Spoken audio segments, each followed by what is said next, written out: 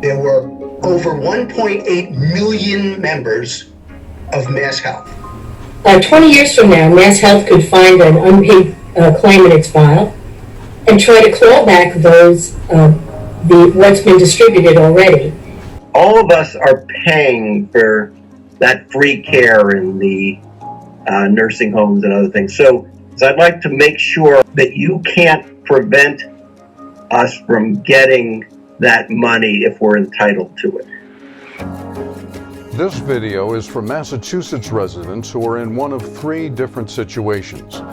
The first situation would be you need Medicaid to pay for long-term care in a nursing home now, or you're going to need nursing home in the future. Second, you need Medicaid to pay for home care, so you can avoid a nursing home admission, but you don't know why pre-planning with an attorney is so important. And finally, the third situation. Someone in your family used Medicaid to pay for home care or nursing home care, but your family forgot that the Medicaid patient owned assets that can't be accessed unless you go to probate court. You may have heard about people in that third situation. They file for probate of a family member's estate and find out that Medicaid has a lien on all the assets.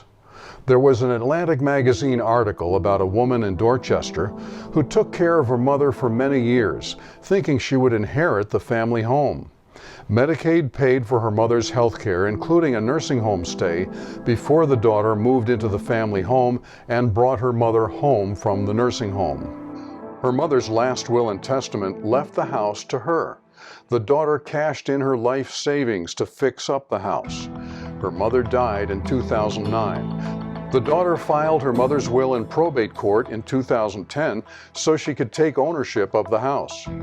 A requirement in every probate estate is that you send notice to MassHealth's Estate Recovery Unit in Gloucester so they can check the computer to see if the state has paid for any health care during the years after the deceased person's 55th birthday. The daughter was shocked in 2011 when the Commonwealth of Massachusetts filed a notice of claim on the estate docket in probate court. The notice was from the MassHealth Estate Recovery Program, claiming the estate owed $198,000 that Medicaid had paid for mom's health care, medication, and nursing home. The family house was caught by Estate Recovery in a probate Medicaid lien.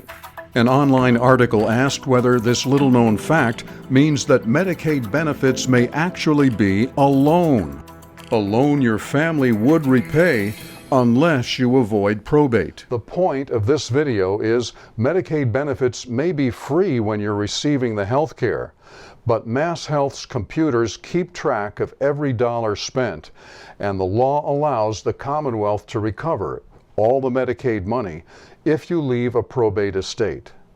It's not enough just to get eligibility for Medicaid. Your planning must include avoiding probate and avoiding estate recovery. By the end of this video, you'll see how an elder law attorney who understands probate helps you navigate the application process and protects your family's future. You'll remember how much it can hurt your family if you don't plan before applying for Medicaid. Before you sign a MassHealth application, there's a lot to read and think about. The item in the MassHealth application that we're looking at today says, "To the extent permitted by law, and unless exceptions apply, for any eligible person age 55 or older, or any eligible person for whom MassHealth helps pay for care in a nursing home, MassHealth will seek money from the eligible person's estate after death." Did you get that? The cost of anything MassHealth pays for, doctor visits, medication, home health aides, as well as nursing home care, can be recovered if you leave assets in a probate estate. You may not have heard about the family exemptions that protect assets and allow transfers to certain people in the family that can eliminate probate and estate recovery. And there are now some time restrictions for estate recovery that apply to MassHealth. And that brings us to the court case of estate of Jacqueline Ann Kendall, who owned a half interest in a rental house in Gloucester when she passed away in 2014. In the case of Ms. Kendall, she was never in a nursing home. She received all of her care in community settings. And she died intestate without a will. The Kendall case started in 2018, 4 years after Jacqueline Kendall's death, when her family filed a probate petition for late and limited probate so they could sell the rental house. As required by the probate rules, the family notified MassHealth, and then another probate petition was filed by the Estate Recovery Unit, claiming Ms. Kendall owed $104,000. Other creditors in Massachusetts have only 1 year after the person's date of death to file a claim in court.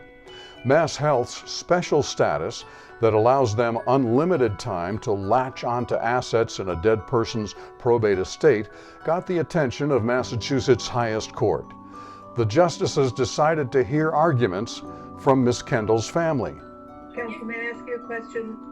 Is your position then that there has to be a deadline?